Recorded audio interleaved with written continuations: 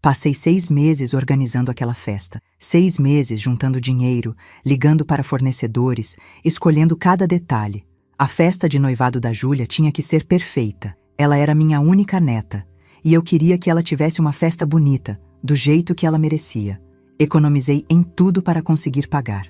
Parei de comprar carne, passei a comer só arroz, feijão e ovo. Cancelei a TV a cabo que eu mal assistia mesmo. Peguei mais trabalhos de costura, ficava até tarde da noite fazendo barra de calça, consertando zíper, ajustando o vestido. Cada real que entrava, eu guardava. No final, juntei R$ 12.500. Era tudo que eu tinha, mas valia a pena. A Júlia estava tão feliz quando contei que ia pagar a festa. Ela me abraçou, disse que eu era a melhor avó do mundo. Por um momento, senti que finalmente eu tinha feito algo certo. Finalmente eu tinha conseguido agradar. O noivo dela, o Diego, vinha de uma família com dinheiro. O pai dele tinha uma concessionária de carros, a mãe era dentista. Gente fina, como a Marta, minha filha, gostava de dizer.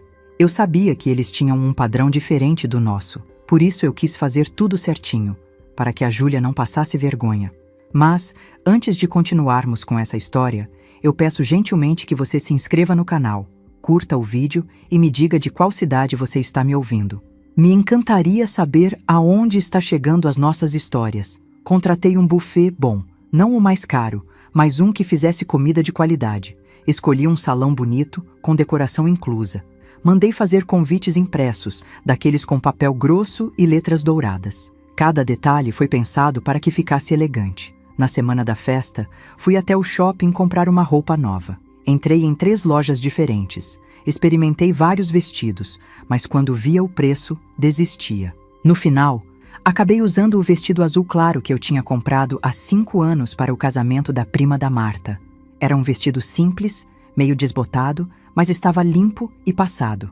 Calcei minha sandália preta de couro, a única que eu tinha para ocasiões especiais. Estava um pouco gasta na frente, mas ainda servia. Arrumei meu cabelo no coque que sempre faço, passei um batom clarinho e me olhei no espelho. Eu estava apresentável. Não estava elegante como as outras convidadas provavelmente estariam, mas estava digna. Ou pelo menos era o que eu achava. Cheguei no salão às 7 horas da noite. A festa começava às 7h30, mas eu queria estar lá cedo para ver se estava tudo certo. O salão estava lindo. As mesas com toalhas brancas, arranjos de flores no centro, luzes amarelas que deixavam tudo mais aconchegante. Tinha até um arco de flores na entrada, onde os noivos iam tirar fotos. Fiquei emocionada vendo aquilo. Eu tinha feito aquilo acontecer.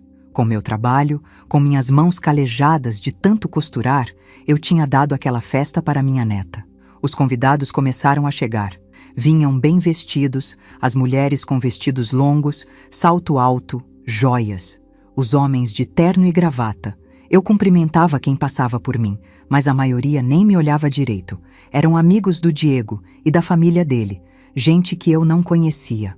A família do noivo chegou toda junta. O pai do Diego, um homem alto de cabelos grisalhos, a mãe dele, uma mulher magra e muito arrumada, e os irmãos. Eles vieram conversando alto, rindo, ocupando espaço. Notei como as pessoas se aproximavam deles, como todo mundo queria cumprimentar, puxar conversa. A Marta chegou logo depois com o marido dela, o Renato. Minha filha estava linda, usando um vestido rosa salmão, o cabelo solto caindo nos ombros, maquiagem perfeita. Quando ela me viu, veio até mim, mas o sorriso não chegou nos olhos. Oi, mãe, você chegou cedo.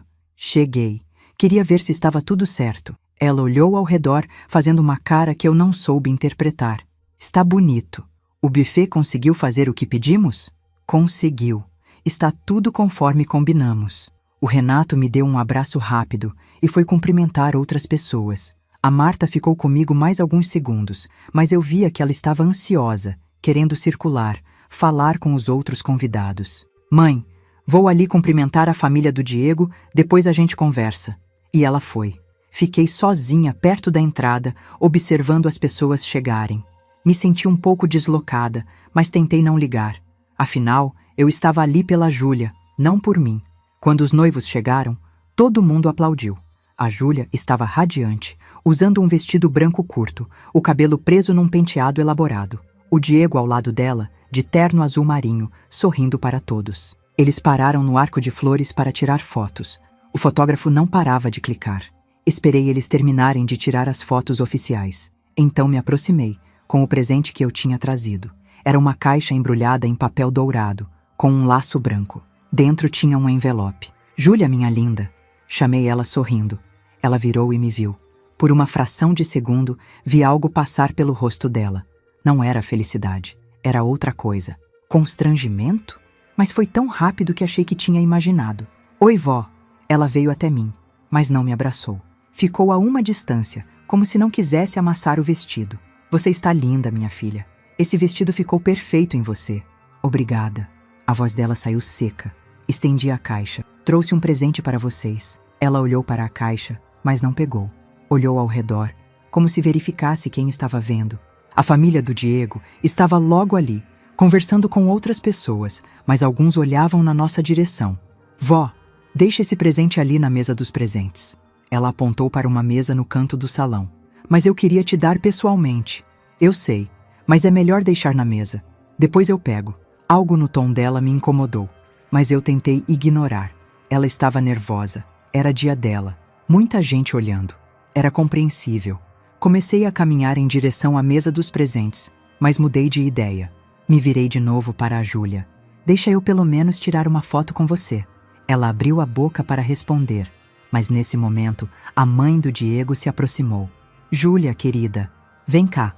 Quero te apresentar para a tia Beatriz, a irmã do pai do Diego. A Júlia olhou para mim, depois para a sogra. Já vou, dona Carmen. Mas a Carmen já estava pegando ela pelo braço, puxando ela para longe. Vem, vem. Ela está ali esperando. Fiquei parada, segurando a caixa. Respirei fundo. Tudo bem. Ela estava ocupada. Depois a gente tirava a foto. Fui até a mesa dos presentes e coloquei minha caixa lá.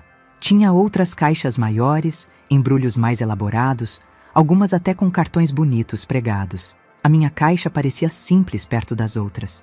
Mas o que importava era o que tinha dentro. Dentro do envelope tinha um cheque de R$85 mil. Era o dinheiro da venda do terreno. O único terreno que meu falecido marido tinha deixado. Ficava num bairro que cresceu com os anos e acabou valorizando. Quando vendi, 3 meses atrás, não acreditei no valor.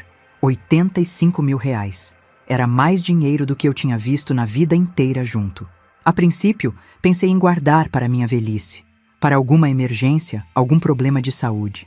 Mas aí a Marta me contou que a Júlia e o Diego queriam comprar um apartamento. Eles tinham visto um na planta, num condomínio novo, mas não tinham o valor da entrada. Precisavam de 80 mil. A Marta não pediu diretamente. Ela só comentou, de passagem, em uma das nossas conversas ao telefone.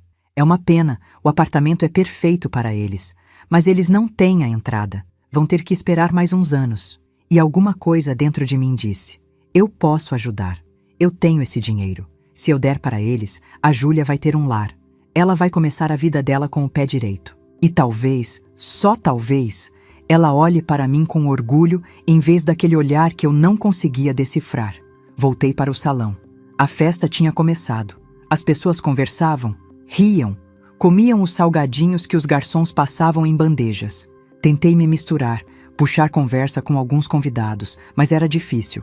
Eu não conhecia ninguém, e as pessoas pareciam não querer me conhecer. Sentei em uma cadeira no canto e fiquei observando. A Júlia estava no centro do salão, rodeada de amigas, todas rindo, tirando selfies. O Diego estava com os amigos dele, bebendo cerveja, batendo nas costas uns dos outros.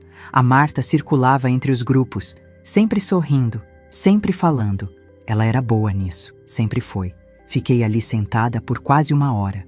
Ninguém veio falar comigo, até que resolvi ir até a Júlia de novo. Esperei ela terminar de falar com uma amiga e me aproximei. Júlia, querida, vamos tirar aquela foto? Ela me olhou como se tivesse esquecido que eu estava ali. Foto? Ah, vó, agora não dá. Estou no meio de... Só uma foto rápida. Insisti sorrindo, só para eu ter de recordação. Ela respirou fundo, olhando ao redor novamente. O Diego estava logo ali, conversando com os pais dele e mais algumas pessoas. A Carmen, a sogra, também estava ali. Percebi que a Júlia olhava para eles. E então aconteceu.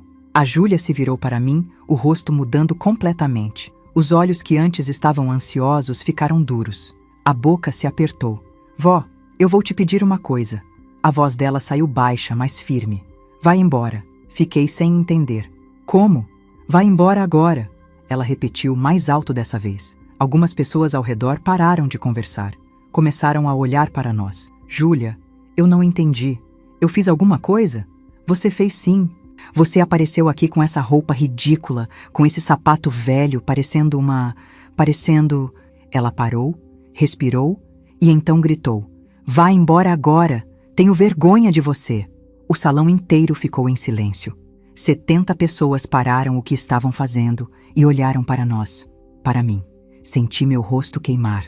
Meu coração acelerou tanto que achei que ia desmaiar. Olhei ao redor e vi todos aqueles olhos me julgando. Vi a Marta com a mão na boca. Vi o Diego de olhos arregalados. Vi a Carmen com uma expressão de satisfação mal disfarçada. E vi a Júlia, minha neta, a menina que eu ajudei a criar, me olhando com nojo. Júlia, minha voz saiu num sussurro. Eu falei para você ir embora. Ela cruzou os braços. Você está me fazendo passar vergonha. Não consegui responder. Não consegui me mexer. Até que senti uma mão no meu ombro. Era a Marta. Mãe, é melhor você ir. Ela falou baixo, mas eu ouvi. Vai causar menos constrangimento. Olhei para minha filha. Esperei que ela me defendesse, que ela dissesse alguma coisa para a Júlia. Mas ela só me olhava com aquela expressão de quem quer que o problema desapareça. Pisquei, tentando segurar as lágrimas que queriam sair. Não ia chorar. Não ali, na frente de todo mundo. Caminhei até a mesa dos presentes. Peguei minha caixa de volta. Ninguém tentou me impedir. Ninguém disse nada. Andei pelo salão em silêncio. As pessoas se afastavam para me deixar passar, mas ninguém me olhava nos olhos. Passaram 70 pessoas e nenhuma disse, fique. Nenhuma disse, ela está errada. Nenhuma disse nada. Quando cheguei na porta do salão, me virei uma última vez. A Júlia já estava rindo de novo, cercada pelas amigas. A festa continuava, como se eu nunca tivesse estado ali. Saí para a rua. O ar frio da noite me acertou em cheio. Abracei a caixa contra o peito e comecei a andar. Não sabia para onde ir. Só sabia que precisava sair dali. Andei 3 quarteirões até encontrar um ponto de ônibus. Sentei no banco de concreto gelado e finalmente deixei as lágrimas caírem. 62 anos de vida. 42 anos de trabalho. 6 meses organizando aquela festa. E tudo o que eu tinha recebido em troca era vergonha. Abri a caixa. O envelope ainda estava lá. O cheque de R$85 mil que ia mudar a vida da Júlia, que ia dar um apartamento para ela, que ia garantir o começo dela. Fechei a caixa de novo e olhei para o céu escuro. E pela primeira vez em muito tempo, me fiz uma pergunta que nunca tinha feito antes. Por quê? Por que eu me sacrificava tanto por pessoas que tinham vergonha de mim? Não tinha resposta. Ainda não. Mas alguma coisa dentro de mim tinha rachado. E eu não sabia se ia conseguir consertar. Cheguei em casa quase meia-noite. A casa estava escura e silenciosa. Acendi a luz da sala e coloquei a caixa em cima da mesa. Fiquei olhando para ela por um tempo, sem saber o que fazer. Tirei os sapatos. Meus pés doíam. Aquela sandália velha tinha machucado meu calcanhar, mas eu nem tinha percebido durante a festa. A dor física só apareceu agora que a dor emocional estava começando a pesar de verdade. Fui até o banheiro e me olhei no espelho. O batom tinha saído. O rímel que eu tinha passado estava borrado por causa das lágrimas. O coque estava desfeito, com alguns fios caindo no rosto. Eu parecia cansada, velha, derrotada. Tirei o vestido e o pendurei no cabide. Era um vestido bom, apesar de velho. Tinha me servido bem em outras ocasiões, mas hoje ele não foi suficiente. Nada que eu tinha era suficiente. Vesti minha camisola e fui para a cozinha. Fiz um chá de camomila, daqueles de saquinho que eu compro no mercado. Sentei na mesinha da cozinha e fiquei olhando para a xícara fumegante. A casa estava silenciosa demais. Sempre foi silenciosa, mas hoje o silêncio pesava diferente. Moro sozinha há 15 anos, desde que meu marido morreu. No começo foi difícil acostumar com a solidão, com a falta de companhia. Mas com o tempo, aprendi a gostar.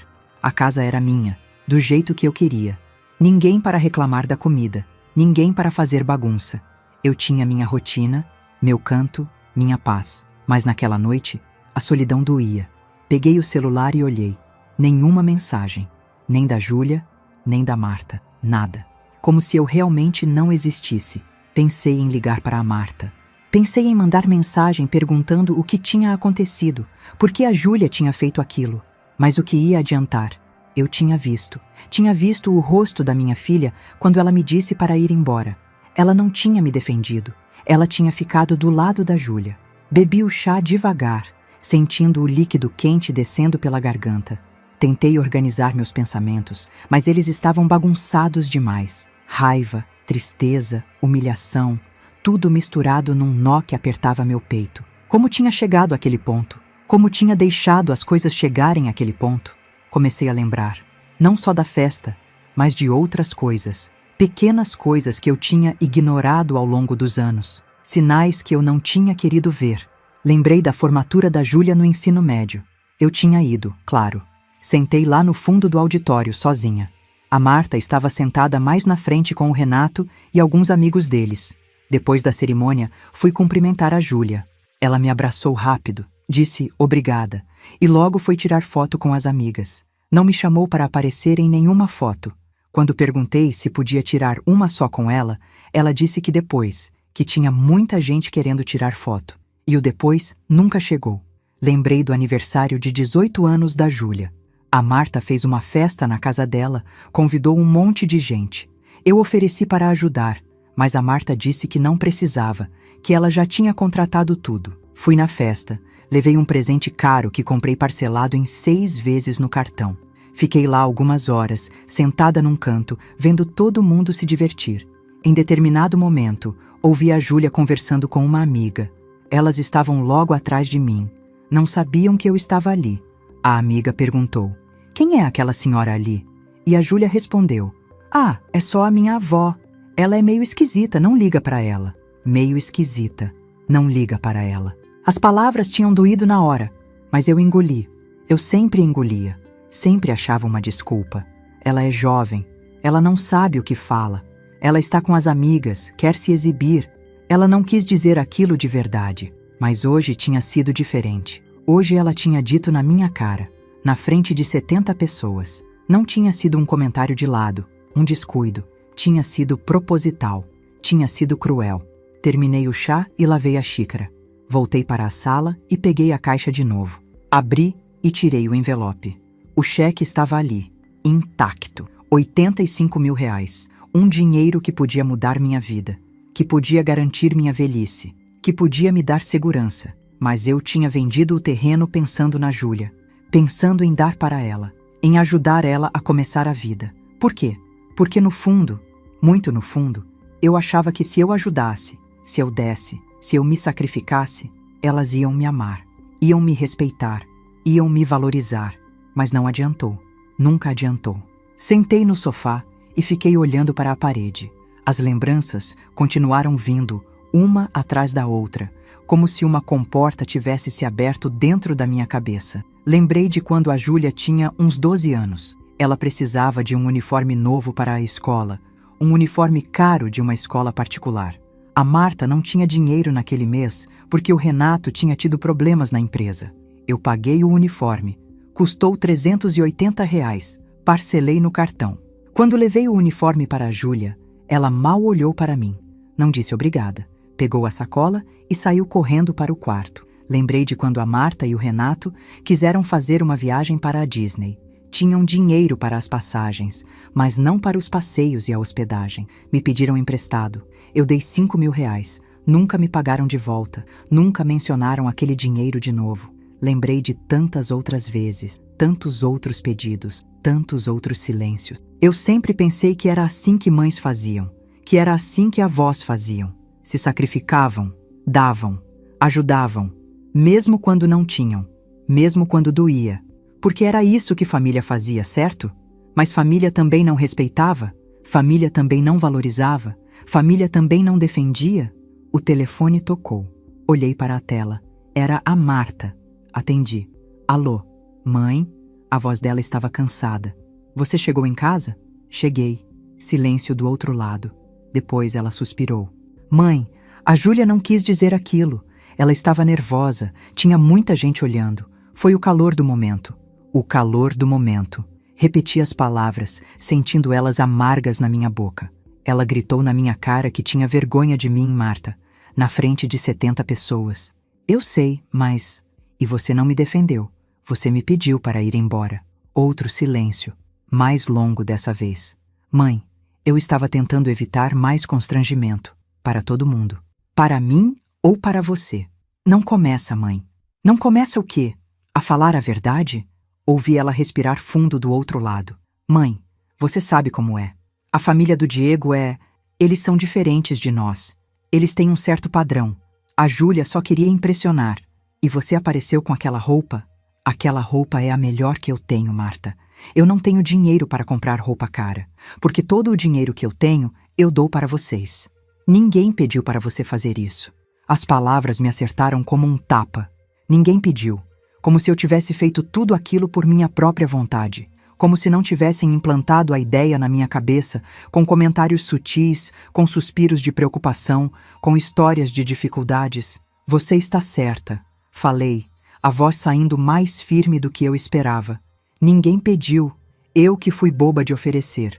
Mãe, não fica assim. Amanhã a Júlia vai te ligar, vai se desculpar. Você vai ver. Ela não precisa se desculpar. Como não precisa? Claro que precisa. O que ela fez foi horrível. Ela precisa fazer mais do que se desculpar, Marta. Ela precisa entender o que fez. E você também. Eu? O que eu fiz? Você me ensinou a ser invisível. Você ensinou a Júlia que eu só sirvo quando sou útil. Que eu só mereço estar presente quando eu trago alguma coisa. Dinheiro, ajuda, favor.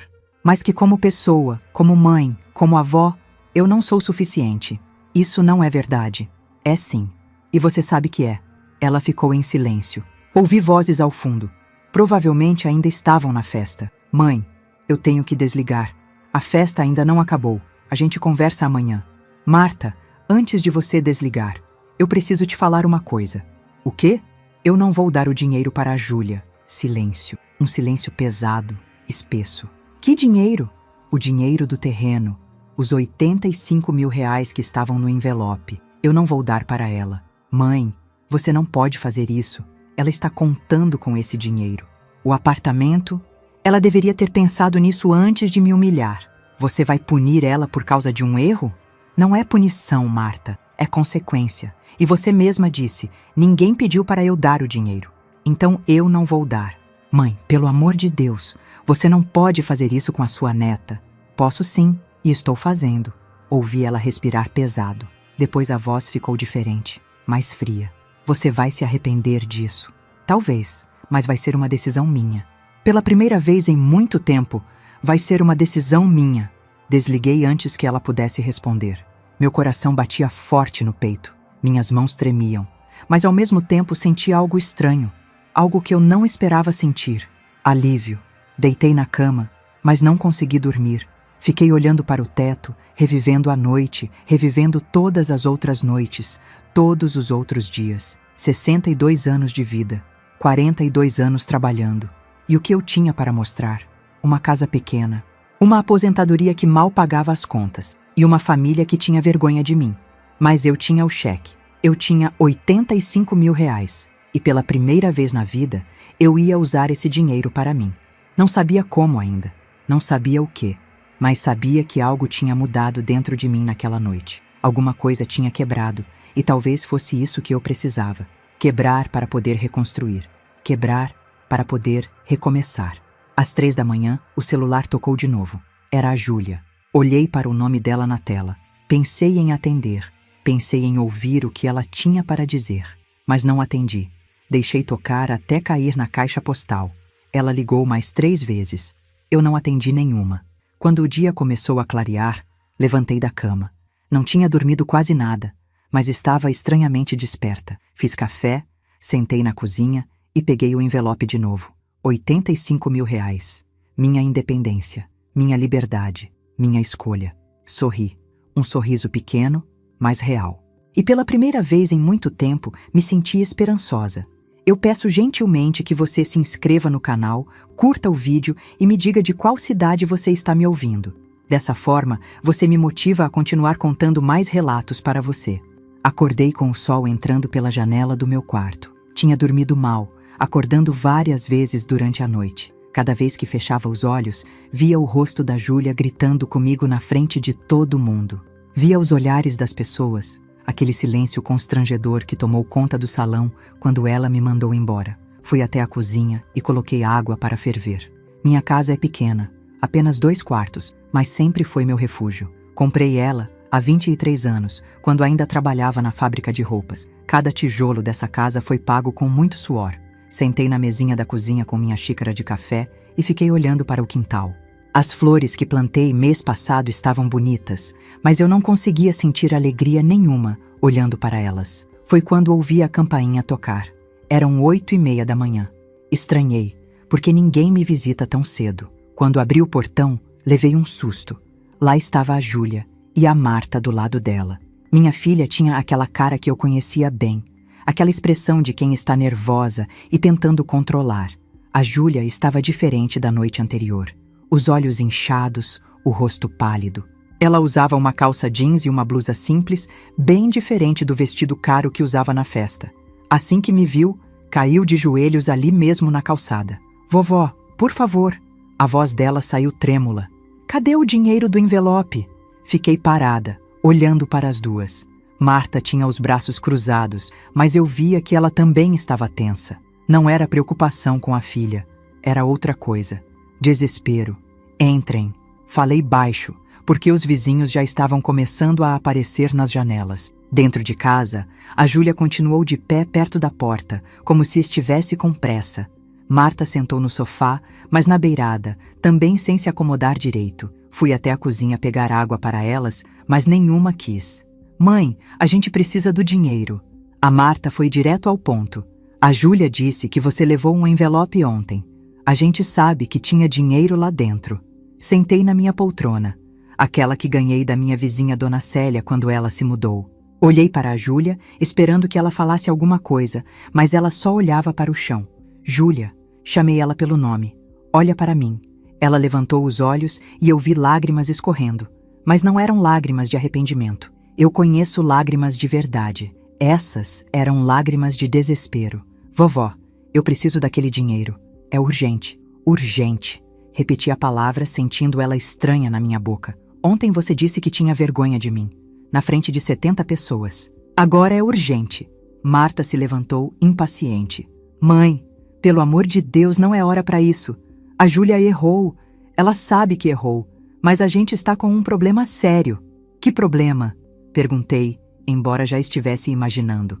Foi a Júlia quem respondeu, com a voz embargada. Eu contei para o Diego e para os pais dele que a senhora ia me dar 85 mil reais para a entrada do apartamento. Senti meu estômago apertar. 85 mil reais. Era exatamente o valor que estava no cheque dentro do envelope. Como ela sabia? A mãe me contou. A Júlia deve ter percebido minha expressão. Ela disse que a senhora tinha vendido um terreno e que ia me dar o dinheiro. Eu e o Diego já escolhemos o apartamento. Já assinamos a proposta. A gente precisa dar a entrada até sexta-feira, daqui a 4 dias. Senão a gente perde o apartamento e os 5 mil reais que já demos de sinal. Olhei para a Marta. Ela desviou o olhar. "Você contou para ela?" Não era pergunta, era constatação. "Contei." Marta ergueu o queixo na defensiva. "É minha filha. Eu tenho o direito de contar que a avó dela ia ajudar. Eu nunca disse que ia dar o dinheiro para ela. Mas você sempre ajuda." A Marta levantou a voz. "Sempre que a gente precisa, você aparece com dinheiro. Quando eu e o Renato tivemos problemas com a empresa, você me emprestou 30 mil. Quando a Júlia precisou fazer aquele curso de inglês, você pagou. Você sempre ajuda." "Emprestou." Repeti a palavra devagar. "Você disse emprestou. Mas você nunca me devolveu aqueles 30 mil reais, Marta. Faz 6 anos." O silêncio que caiu na sala foi pesado. A Júlia olhou para a mãe, surpresa. Marta ficou vermelha. "Eu ia devolver. Você sabe que a gente passou por dificuldades. Eu também passei por dificuldades." Minha voz saiu mais firme do que eu esperava.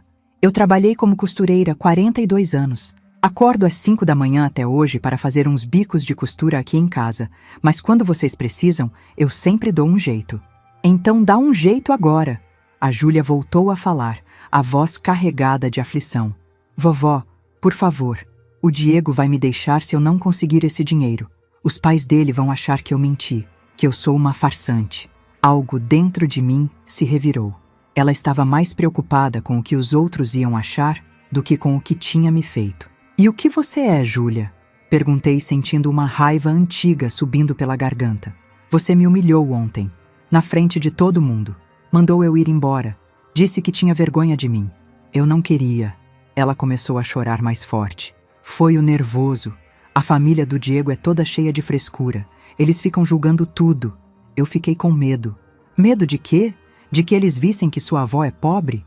De que eles descobrissem que você não nasceu em berço de ouro? Não foi isso. Foi sim. Marta se intrometeu. Mãe, a senhora sabe como é. A senhora apareceu com aquela roupa velha, aquele sapato surrado. A festa era elegante. A Júlia só queria que as coisas saíssem perfeitas. Olhei para minha filha. Realmente olhei. Ela tinha 41 anos. Estava bem vestida, usava maquiagem cara, tinha unhas feitas. Casou com o Renato quando a Júlia tinha 5 anos e o Renato tinha uma empresa de material de construção. Não eram ricos, mas tinham uma vida confortável. E de alguma forma, a Marta tinha aprendido a ter vergonha de onde veio. Aquela roupa velha, repeti as palavras dela. Era o vestido que eu usei no seu casamento, Marta. Lembra? Você disse que eu estava bonita. Faz anos disso, mãe. O vestido está fora de moda. E o sapato surrado é o único que eu tenho para sair, porque todo o dinheiro que eu junto, eu acabo dando para vocês. O silêncio voltou. A Júlia secou as lágrimas com as mãos, manchando a maquiagem. Vovó, eu vou pagar de volta. Eu juro. Assim que eu e o Diego começarmos a trabalhar direito, a gente devolve tudo. Mas agora eu preciso desse dinheiro. Respirei fundo. Senti o peso de 62 anos nas minhas costas. O peso de uma vida inteira de sacrifícios que ninguém nunca reconheceu. Eu não tenho o dinheiro. As duas me olharam como se eu tivesse dito algo absurdo. Como assim não tem? Marta se levantou. Você levou o envelope ontem. A gente viu. Eu levei. Mas o dinheiro não está mais comigo. O quê? A Júlia parecia que ia desmaiar. Onde está? Eu usei. Usou? A voz da Marta saiu num grito. Usou para quê? Foi ontem? Como você usou 85 mil reais em uma noite? Eu depositei no banco. Menti. O cheque ainda estava na minha bolsa, intocado. Mas alguma coisa dentro de mim tinha mudado na noite anterior. Alguma coisa tinha quebrado quando eu ouvi minha neta gritar que tinha vergonha de mim. Coloquei numa aplicação. Tira de lá. Marta falou como se fosse a coisa mais simples do mundo. Tira e dá para a Júlia. Não. A palavra saiu firme. Não. Uma palavra pequena que eu tinha passado a vida inteira sem conseguir dizer. Não? Marta me olhou como se não tivesse entendido. Como é que é? Eu não vou tirar o dinheiro. Eu não vou dar para a Júlia. Você está louca? Marta começou a andar pela sala. Mãe, você não está entendendo. A Júlia vai perder o apartamento. Ela vai ficar mal com a família do noivo. Isso pode acabar com o casamento dela antes mesmo de começar. Talvez seja melhor assim. As palavras saíram antes que eu pudesse pensar direito nelas. Júlia soluçou alto. Vovó, a senhora não pode estar falando sério. Estou. Olhei para ela, para o rosto jovem manchado de rímel. Júlia, o Diego te ama de verdade? Ama. Então ele não vai te deixar por causa de um apartamento. E se ele for te deixar, então você está melhor sem ele. A senhora não sabe de nada.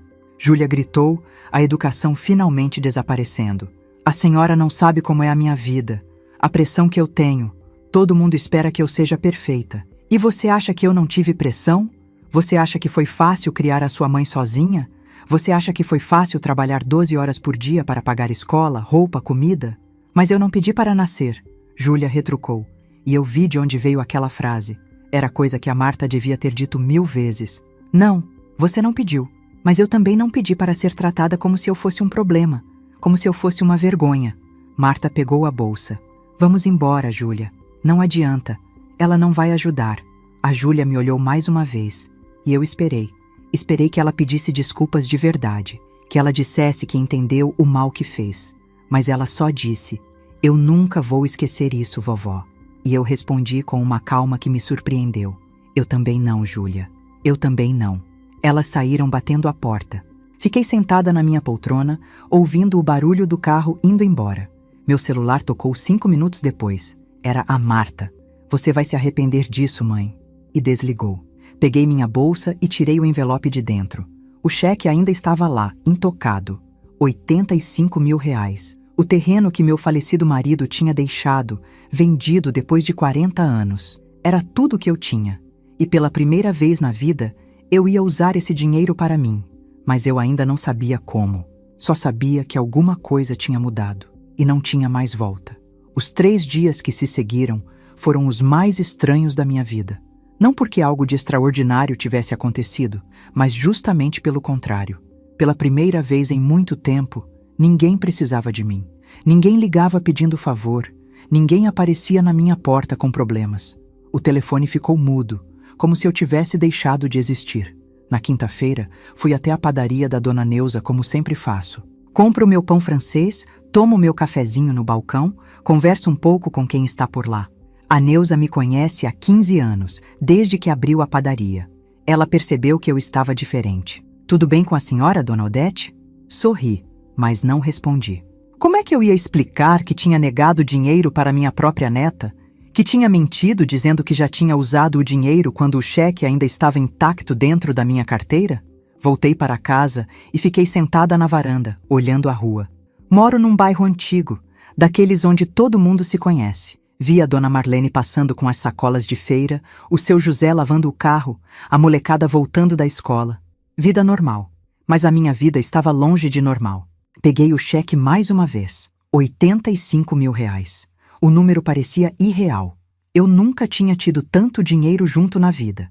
O terreno tinha sido a única coisa de valor que meu marido deixou quando morreu. Ficava num bairro que naquela época não valia nada, mas que cresceu com os anos. Quando o corretor me disse quanto valia, eu não acreditei. Passei 3 meses pensando se deveria vender ou não. No final, a ideia de ajudar a Júlia me convenceu. Agora, o dinheiro estava ali, no meu nome, e eu não sabia o que fazer com ele. Na sexta-feira de manhã, a Marta ligou. Atendi no 3º toque. Mãe, a voz dela estava diferente, controlada demais. Hoje é o último dia para a Júlia dar a entrada no apartamento. Eu sei. E você não vai fazer nada? Não. Ouvi ela respirar fundo do outro lado da linha. A Júlia está arrasada. Ela passou a semana inteira chorando. O Diego está bravo com ela. Os pais dele acham que ela mentiu sobre ter o dinheiro. Ela mentiu, falei, com uma calma que me surpreendeu. Ela assumiu que ia ter um dinheiro que ninguém prometeu para ela. Você sempre ajudou, mãe. Sempre.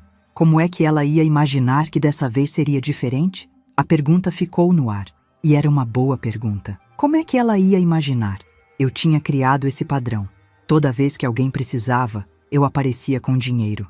Não importava se eu tinha que trabalhar dobrado, se eu tinha que deixar de comprar coisas para mim, eu sempre dava um jeito. Marta, posso te fazer uma pergunta? O quê? Você me ama? O silêncio que se seguiu foi longo, muito longo. Que pergunta é essa, mãe? É uma pergunta simples. Você me ama? Claro que sim. Então por que você tem vergonha de mim? Eu não tenho vergonha de você. Tem sim. Minha voz saiu mais firme. Você não me convida para os seus eventos. Quando eu apareço em algum lugar, você fica tensa, como se eu fosse fazer algo errado. Você ensinou a Júlia a ter vergonha de mim também. Isso não é verdade. É sim, Marta. E eu deixei. Eu aceitei ficar de lado, ser a avó que ajuda, mas não aparece. Eu aceitei ser invisível desde que vocês precisassem de mim. Mas na festa da Júlia, eu percebi uma coisa. O quê? Que não importa o quanto eu dê, nunca vai ser suficiente para vocês me respeitarem. Mãe, você está sendo injusta. Injusta? Senti a raiva subindo. Eu trabalhei a vida inteira, Marta. Criei você sozinha, sem ajuda de ninguém. Você lembra quando você queria fazer aquele curso de administração e não tinha dinheiro? Eu fiz hora extra durante 6 meses para pagar. Você lembra quando você e o Renato tiveram problema na empresa e precisaram de R$ 30 mil? Eu vendi as minhas joias de casamento para te ajudar. Você me pagou de volta? Não, mas eu nunca cobrei. Sabe por quê? Porque eu achava que mãe era assim, que mãe se sacrificava. E mãe não se sacrifica? Se sacrifica. Mas não precisa ser humilhada no processo. Ouvi a respiração dela ficar mais rápida. Então é isso? Você vai deixar a Júlia perder o apartamento para me dar uma lição? Não é sobre dar lição, Marta. É sobre eu entender que eu mereço respeito, que eu não sou um banco, que eu não sou uma ferramenta que vocês usam quando precisam e guardam quando não precisam mais. Você está sendo egoísta. A palavra me acertou como um soco. Egoísta. Era isso que ela achava. Depois de uma vida inteira me doando, depois de 42 anos trabalhando de sol a sol, depois de ter aberto mão de tudo por ela e pela neta, eu era egoísta por querer usar meu próprio dinheiro para mim. Sabe de uma coisa, Marta? Talvez eu seja egoísta mesmo. Talvez esteja na hora de eu ser um pouco egoísta. Você vai se arrepender disso. Pode ser. Mas pelo menos vai ser uma decisão minha. Desliguei o telefone. Minhas mãos tremiam. Sentei na cama e fiquei ali, tentando acalmar o coração que batia descompassado. Parte de mim queria ligar de volta, pedir desculpas, dizer que ia dar o dinheiro. Era o que eu sempre fazia. Cedia, me desculpava, voltava atrás. Mas eu não liguei de volta. No sábado de manhã, fui até o banco. Depositei o cheque na minha conta. Vi o valor entrar, aqueles números na tela que pareciam de outra pessoa. 85 mil reais. Sentei com o gerente, o Sr. Carlos, que me atende há anos. Dona Odete, a senhora quer fazer alguma aplicação? Quero, mas antes eu quero tirar 2 mil reais em dinheiro. Ele piscou surpreso. 2 mil? A senhora vai precisar de tanto dinheiro vivo? Vou. Ele não perguntou mais nada. Fez o procedimento e me entregou o dinheiro. Eu nunca tinha segurado tanto dinheiro na mão. Guardei no fundo da bolsa e saí do banco com o coração acelerado. Fui direto para a loja de roupas da Dona Alice, lá no centro. A Alice tem uma loja pequena, mas com roupas bonitas. Roupas que eu sempre olhava na vitrine, mas nunca entrava para experimentar porque achava caro. Quando entrei, a Alice sorriu. Dona Odete, que surpresa! Oi, Alice. Eu queria ver uns vestidos. Para alguma ocasião especial? Para mim mesma. Experimentei 5 vestidos. Escolhi 2. Um azul marinho, elegante, que me deixava com cara de senhora distinta. E um florido, mais leve, para o dia a dia. Comprei também uma sandália nova, de couro legítimo, que não machucava os pés. Gastei 820 reais. Quase tive um ataque quando vi o total, mas não voltei atrás. Depois fui até a farmácia e comprei aquele creme para o rosto que eu sempre quis, mas achava caro demais. Comprei um batom, comprei um perfume. Pequenas coisas que eu nunca me permiti ter. Quando voltei para casa, coloquei tudo em cima da cama. Fiquei olhando para aquelas sacolas, para aquelas roupas novas. Pela primeira vez em muito tempo, eu tinha comprado algo só para mim. Não porque alguém precisava, não porque era necessário, mas porque eu queria. Vesti o vestido azul marinho e me olhei no espelho. A mulher que me encarava de volta era diferente. Não era mais a Odete que usava roupa velha e sapato surrado. Era uma senhora de 62 anos, com cabelos grisalhos bem penteados, vestida com dignidade. Eu estava bonita. O telefone tocou. Era um número que eu não conhecia. Atendi com cuidado. Alô? Dona Odete? Era uma voz feminina, jovem. Aqui é a Patrícia, cunhada da Júlia. A gente se viu na festa. Lembrei vagamente dela. Uma moça morena, magra, que estava na mesa da família do noivo. Oi, Patrícia. Dona Odete, eu sei que não é da minha conta, mas eu precisava falar com a senhora sobre a Júlia. Meu estômago se apertou. O que tem a Júlia? Ela está dizendo para todo mundo que a senhora prometeu dar o dinheiro para ela e voltou atrás, que a senhora é cruel e vingativa. Eu ouvi ela falando com o meu irmão, com os meus pais. Ela está pintando a senhora como uma pessoa má. Fechei os olhos. Claro, era isso que ia acontecer. Eu ia ser a vilã da história. Patrícia, por que você está me contando isso? Porque eu não acredito nela. Eu vi a cara da Júlia quando a senhora chegou na festa. Vi o jeito que ela tratou a senhora. Aquilo foi feio, muito feio. E eu fiquei pensando, que tipo de pessoa humilha a própria avó e depois quer que ela dê dinheiro? Senti os olhos queimarem. Obrigada por me contar, Patrícia. Dona Odete, a senhora não devia nada para ela. A Júlia que errou. E se o meu irmão não enxergar isso, então ele também está errado. Desliguei o telefone e sentei na cama, ainda vestida com meu vestido novo. A Júlia estava espalhando mentiras sobre mim. Estava me transformando na vilã. E provavelmente a família inteira ia acreditar nela. Afinal, quem ia duvidar de uma moça jovem, bonita, educada? Quem ia acreditar numa velha costureira do interior? Mas pela primeira vez na vida, isso não me importava tanto. porque eu tinha feito uma coisa que nunca tinha feito antes. Eu tinha escolhido a mim mesma. E isso, de alguma forma estranha, me fazia sentir mais leve do que eu tinha me sentido em anos. 2 semanas se passaram desde que depositei o dinheiro no banco. 2 semanas em que meu telefone tocou todos os dias, sempre o mesmo nome na tela: Marta. Eu atendia algumas vezes, deixava tocar outras. Quando atendia, era sempre a mesma coisa. Ela implorava, ameaçava, chorava, gritava. Um dia ela dizia que eu era uma mãe horrível. No outro, dizia que me amava e que eu estava cometendo um erro. Mas eu não voltava atrás. Foi no meio da 2ª semana que a Marta me ligou com uma notícia. A voz dela estava diferente, mais cansada. Mãe, a Júlia e o Diego terminaram. Fiquei em silêncio, segurando o telefone contra a orelha. A família dele descobriu que ela mentiu sobre ter o dinheiro. Disseram que ela é interesseira, que só estava com ele por causa da condição financeira da família. O Diego acreditou nos pais, cancelou o noivado. Sinto muito. E eu realmente sentia. Não sentia pena de ter mantido minha decisão, mas sentia pela Júlia. Ela era jovem, tinha cometido um erro e agora estava pagando um preço alto. Você sente mesmo? A voz da Marta estava carregada de amargura. Porque parece que você está gostando de ver a sua neta sofrendo. Marta, eu nunca quis que ela sofresse, mas ela fez escolhas, e escolhas têm consequências. Ela é jovem, ela errou, mas você podia ter ajudado. Você tinha o dinheiro. Tinha. E tenho. Mas não vou dar. Você mudou, mãe. Você não é mais a pessoa que eu conhecia. Talvez eu nunca tenha sido essa pessoa. Talvez eu só tenha fingido ser por tanto tempo que você acreditou que era real. Ela desligou na minha cara. Fiquei sentada na cozinha, olhando para o telefone. Parte de mim queria ligar de volta, explicar melhor, fazer ela entender. Mas eu estava cansada de me explicar. Estava cansada de me justificar. Naquela tarde, eu estava costurando um vestido para a filha da dona Neuza, quando o telefone tocou novamente. Dessa vez, era um número com DDD de Florianópolis. Atendi sem saber quem era. Odete? A voz do outro lado era familiar, mas eu não conseguia colocar de onde. Sim, é a Beatriz, sua irmã. Meu coração deu um pulo. Beatriz, minha irmã mais nova, 14 anos mais nova que eu. A gente tinha se afastado depois que ela se casou e foi morar em Santa Catarina. Não por briga, mas pela vida mesmo. Pela distância, pelos anos, pelos caminhos diferentes que cada uma tomou. Bia? Usei o apelido de infância. Como você conseguiu meu número? Liguei para a prima Lucinha. Ela me passou. Beatriz fez uma pausa.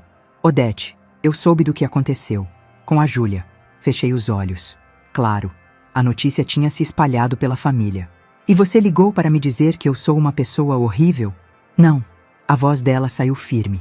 Liguei para te dizer que você fez certo. Fiquei em silêncio, sem saber o que responder. Odete, eu sei como é a Marta. Eu sei como ela sempre foi. Desde pequena, ela teve vergonha de ser pobre. Lembra quando a gente morava naquela casa de madeira, lá no bairro do Cruzeiro?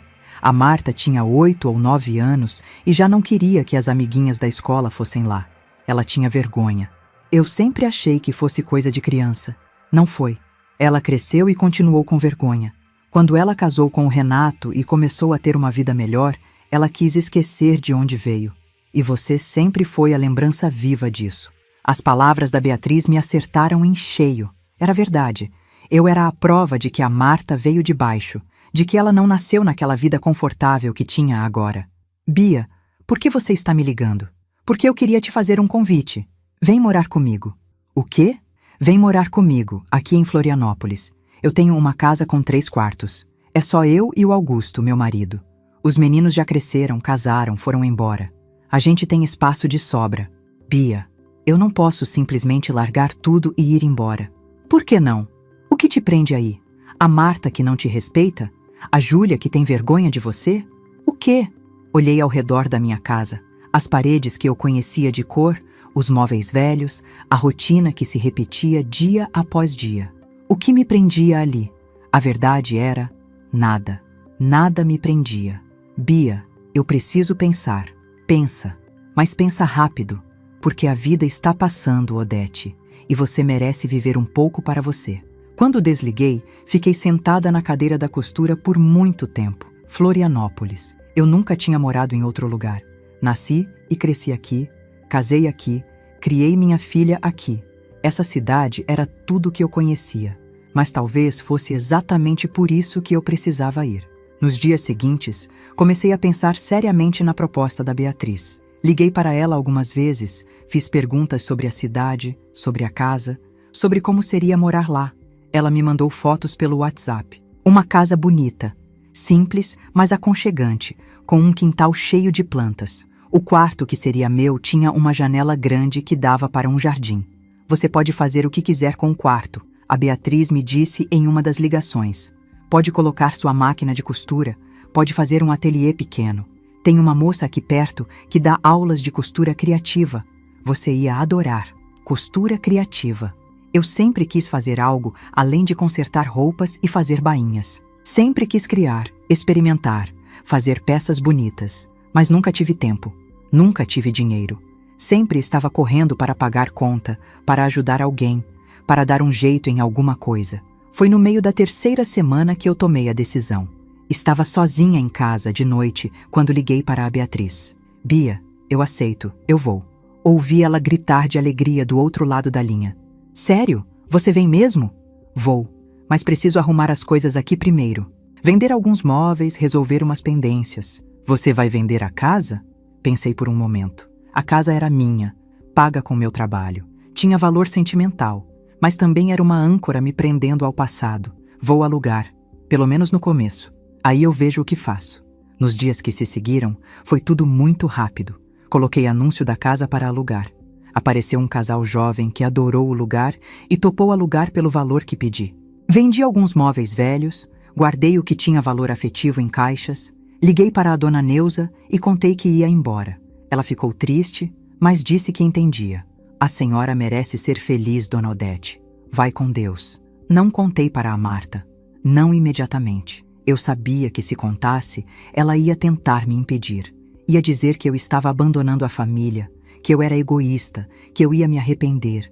E eu não queria ouvir isso. Não naquele momento. Foi só 3 dias antes da mudança que eu mandei uma mensagem para ela. Uma mensagem simples, direta. Marta, estou me mudando para Florianópolis. Vou morar com a tia Beatriz. A casa está alugada. Meu novo número vai ser de lá. Se vocês quiserem falar comigo, podem ligar. Mas só se for com respeito. Ela me ligou 2 minutos depois. Estava histérica. Como assim você está indo embora? Você não pode fazer isso. Posso sim. E estou fazendo. Mas e eu? E a Júlia? E se a gente precisar de você? Vocês vão dar um jeito. Sempre deram. Mãe, você está fugindo. Você está fugindo dos seus problemas. Não, Marta. Eu estou fugindo de ser tratada como se eu não valesse nada. E se você acha que isso é fugir de problemas, então você nunca entendeu qual era o problema de verdade. Ela ainda tentou argumentar, mas eu desliguei. Bloqueei o número. Eu precisava de paz para fazer aquela mudança. Precisava de silêncio. No dia em que o caminhão chegou para buscar minhas caixas, eu fiquei na varanda olhando a rua uma última vez. 43 anos morando naquele bairro. Conhecia cada esquina, cada vizinho, cada cachorro que passava. Era a minha vida inteira ali. Mas eu não estava triste. Eu estava assustada, sim, ansiosa, mas também estava sentindo algo que não sentia há muito tempo. Esperança. O seu José, meu vizinho, veio se despedir. Vai fazer falta por aqui, dona Odete. Obrigada, seu José. Cuida da dona Marlene para mim. Ele sorriu. Pode deixar. E a senhora cuida de si mesma, viu? Aproveita essa nova vida. Entrei no ônibus rumo a Florianópolis com 2 malas e uma mochila. Todo o resto tinha ido no caminhão alguns dias antes. Escolhi um lugar na janela e fiquei olhando a cidade ir embora. Minha cidade, meu passado. Quando o ônibus pegou a estrada, respirei fundo. Pela primeira vez em 62 anos, eu estava fazendo algo só para mim. Estava escolhendo a minha felicidade. E isso, apesar do medo, apesar da incerteza, parecia a coisa mais certa que eu já tinha feito na vida. Peguei o celular e olhei a foto que a Beatriz tinha me mandado. A casa, o jardim, o quarto com a janela grande. Meu novo começo. Sorri. E pela primeira vez em muito tempo, foi um sorriso genuíno. A casa da Beatriz ficava num bairro residencial tranquilo, perto da praia. Quando cheguei, ela estava me esperando na porta com o marido, o Augusto. Ele era um senhor de cabelos brancos, sorriso largo, que me abraçou como se me conhecesse há anos. Bem-vinda, Odete. A Bia não parou de falar de você essa semana inteira. Entrei na casa e senti algo que não esperava. Paz. A casa era clara, arejada, tinha plantas por todos os lados. O cheiro era diferente da minha casa antiga. Cheirava a mar, a flores, a recomeço. Vem ver seu quarto. Beatriz me puxou pela mão, animada como uma criança. O quarto era exatamente como nas fotos. A janela grande dava para o quintal, onde tinha um pé de jabuticaba carregado de frutas. A cama tinha lençóis novos, com cheiro de lavanda. No canto, a Beatriz tinha colocado uma mesinha, para você colocar sua máquina de costura, ela disse. Até comprei uma luminária boa para você trabalhar à noite. Sentei na cama e olhei ao redor. Aquilo ia ser meu espaço, meu cantinho no mundo onde ninguém ia me cobrar nada, ninguém ia ter vergonha de mim, ninguém ia me fazer sentir invisível. Obrigada, Bia. Não precisa agradecer. Você é minha irmã, e irmã cuida de irmã. Nos primeiros dias, eu ainda estava me acostumando. Acordava cedo, como sempre, mas não tinha nada urgente para fazer.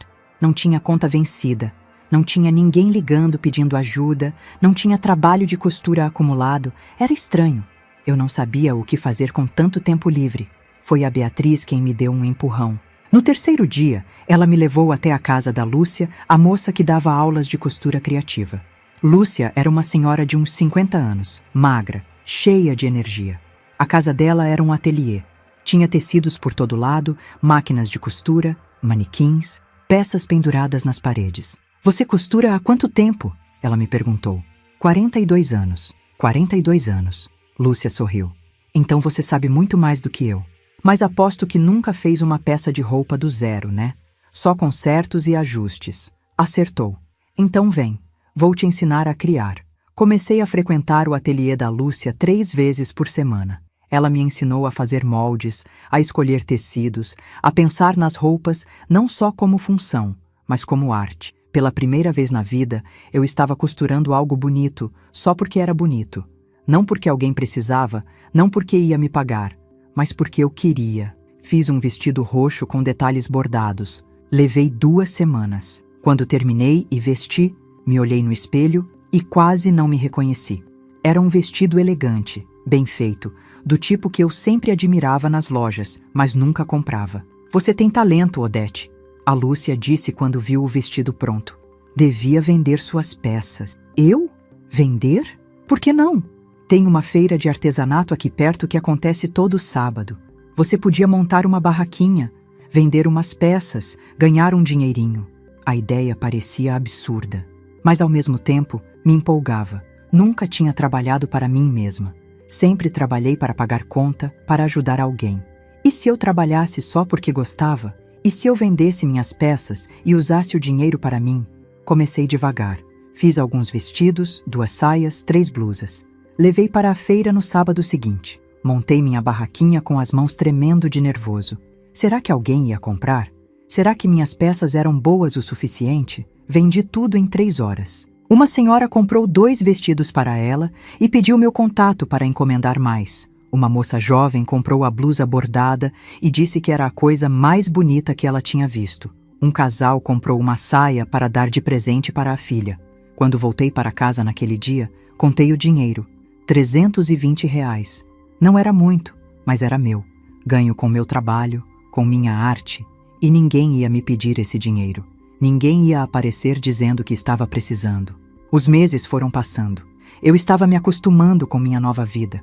Acordava, tomava café com a Beatriz e o Augusto, ia para o ateliê da Lúcia. Voltava para casa, costurava minhas peças, ia para a feira aos sábados. Era uma rotina simples, mas era minha. Marta tentou me ligar algumas vezes nos primeiros meses. Eu atendia, mantinha a conversa educada, mas distante. Ela nunca pedia desculpas. Só reclamava que eu tinha abandonado ela e a Júlia. Eu não discutia. Só dizia que estava bem e que precisava ir. Eventualmente, as ligações foram ficando mais raras. Foi num sábado, 6 meses depois da minha mudança, que algo aconteceu. Eu estava na feira, vendendo minhas peças, quando uma moça se aproximou da barraca. Era jovem, uns 20 e poucos anos, cabelos castanhos, olhos verdes. Levou alguns segundos para eu reconhecer. Júlia. Ela estava diferente, mais magra, o cabelo mais curto, usava uma roupa simples, jeans e camiseta. Nada daquelas roupas de marca que costumava usar. Vovó, fiquei parada, sem saber o que fazer. Parte de mim queria mandar ela embora, outra parte queria abraçar ela, mas eu fiquei quieta, esperando ela falar. Eu vim te pedir desculpas. As palavras saíram baixas, quase um sussurro. Como você me achou? A tia Beatriz. Eu liguei para ela semana passada. Disse que queria te ver. Ela me deu o endereço e disse que você estaria aqui na feira. Olhei para a minha neta. Ela tinha os olhos vermelhos, como se tivesse chorado no caminho. As unhas, antes sempre perfeitas, estavam sem esmalte. Ela parecia cansada. Parecia diferente. Júlia, o que você está fazendo aqui? Eu vim te pedir desculpas. De verdade. Não porque eu quero alguma coisa. Não porque eu preciso de dinheiro. Mas porque eu fiz uma coisa horrível com você e eu preciso que você saiba que eu sei disso agora. Saí de trás da barraca e apontei para um banco ali perto. Vamos sentar.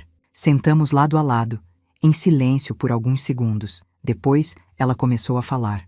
Depois que o Diego terminou comigo, eu fiquei arrasada. Achei que ia morrer. Minha vida toda tinha desmoronado. Perdi o noivo, perdi o apartamento, fiquei com dívida. Todo mundo ficou falando de mim. Eu culpei você. Fiquei com raiva de você. Achei que você tinha destruído minha vida. Ela parou, respirou fundo. Mas aí uns meses se passaram. E eu comecei a ver as coisas diferentes. Comecei a trabalhar. De verdade, sabe? Não aqueles trabalhinhos de meio período que eu fazia antes. Consegui um emprego numa loja. Ganho pouco, acordo cedo, volto cansada. E eu odiava no começo. Odiava ter que trabalhar, ter que me virar sozinha. Mas aí eu percebi uma coisa. O quê? Que eu nunca tinha dado valor no que você fez a vida inteira. Você trabalhou assim durante 42 anos. Acordando cedo, voltando cansada, ganhando pouco. E ainda sobrava energia para ajudar todo mundo. Para me ajudar. Para ajudar a minha mãe. E a gente nunca agradeceu. A gente só cobrava mais. Senti os olhos arderem. Júlia, eu não preciso que você me agradeça. Eu sei, mas eu preciso te pedir desculpas. Ela se virou para mim, as lágrimas escorrendo. Vovó, eu fui horrível com você. Eu te humilhei na frente de todo mundo. Eu gritei que tinha vergonha de você quando você era a única pessoa que sempre esteve lá para mim. E depois, eu ainda tive a cara de pau de pedir seu dinheiro. Ficamos em silêncio. Eu não sabia o que dizer. Não sabia se as desculpas dela mudavam alguma coisa. Vovó, eu não estou aqui para pedir que você volte, ou que você me ajude, ou que você me perdoe. Eu só precisava que você soubesse que eu entendi o que eu fiz, e que eu sinto muito, muito mesmo. Olhei para ela, para o rosto jovem marcado pelo choro, pelas noites mal dormidas, pelas lições que a vida tinha ensinado do jeito mais duro. Júlia, eu não tenho raiva de você. Ela me olhou surpresa. Eu também não tenho pena. O que eu tenho é vontade de que você aprenda com isso. De que você entenda que respeito se constrói. Que amor de verdade não humilha. Que família não é obrigação, é escolha. Ela assentiu, limpando as lágrimas com as costas da mão. Você vai ficar bem. Você é jovem, tem a vida toda pela frente. Mas você precisa aprender a valorizar as pessoas. A ver além das aparências, a entender que todo mundo tem dignidade, independente do quanto ganha ou de onde mora. Eu sei disso agora, ela disse. Custou caro aprender, mas eu sei. Ficamos ali sentadas mais alguns minutos. Depois, ela se levantou. Eu vou deixar você trabalhar, mas posso te ligar às vezes? Não para pedir nada, só para conversar. Pode, mas com respeito, Júlia. Se você me ligar, tem que ser com respeito. Vai ser, eu prometo. Ela foi embora. Fiquei olhando ela se afastar pela feira. Parte de mim queria correr atrás, abraçar ela, dizer que estava tudo bem. Mas eu não fiz isso. Porque não estava tudo bem. Ainda não. E talvez nunca estivesse completamente bem. Mas era um começo. Voltei para minha barraca. Uma senhora se aproximou interessada num vestido azul. Mostrei as costuras, expliquei como fiz. Ela adorou e comprou na hora. Quando a feira terminou, arrumei minhas coisas e voltei para casa. Beatriz estava na cozinha fazendo bolo. Como foi o dia? Bom, vendi bastante. E a Júlia apareceu. A Júlia? Beatriz largou o que estava fazendo. E aí? A gente conversou. Ela pediu desculpas. E você? Eu aceitei. mas sem voltar atrás, sem fingir que está tudo bem quando não está. Beatriz me abraçou. Você fez certo, Dete. Você sempre faz certo. Fui para o meu quarto, aquele quarto com a janela grande, e sentei na cadeira de costura. Peguei um tecido verde escuro que tinha comprado semana passada. Era um tecido bonito, com textura interessante. Decidi que ia fazer um vestido novo para mim. Um vestido de festa, do tipo que eu nunca tinha tido coragem de usar. Coloquei o tecido na mesa, peguei a tesoura, comecei a cortar o molde. Lá fora, o sol estava se pondo. Dava para ver pela janela o jardim ficando dourado com a luz da tarde. Eu tinha 62 anos. Mais da metade da minha vida já tinha passado. Mas pela primeira vez eu sentia que estava realmente vivendo. Não para os outros, não para pagar conta, não para ser útil, mas para mim. Para a Odete que sempre existiu por baixo da mãe sacrificada, da avó que sempre ajudava, da costureira que trabalhava sem parar. Costurei a primeira linha do vestido. E enquanto a agulha deslizava pelo tecido, eu pensei que era isso. Esse era o meu final feliz. Não tinha vingança espetacular. Não tinha reconhecimento público. Não tinha pedido de desculpas dramático que consertava tudo. Tinha só eu, numa casa emprestada, costurando um vestido verde, vendo o sol se pôr pela janela. Tinha a liberdade de escolher como gastar meu tempo, meu dinheiro, minha vida. Tinha a paz de saber que eu não devia nada para ninguém, que eu tinha feito o suficiente, que eu era suficiente. E isso era mais do que eu jamais imaginei que teria. Sorri para mim mesma e continuei costurando. Muito obrigado de coração por você me ouvir até aqui. Quero te convidar a fazer parte da nossa família e acompanhar as próximas histórias. Inscreva-se no canal, curta o vídeo e me diga de qual cidade você está me ouvindo.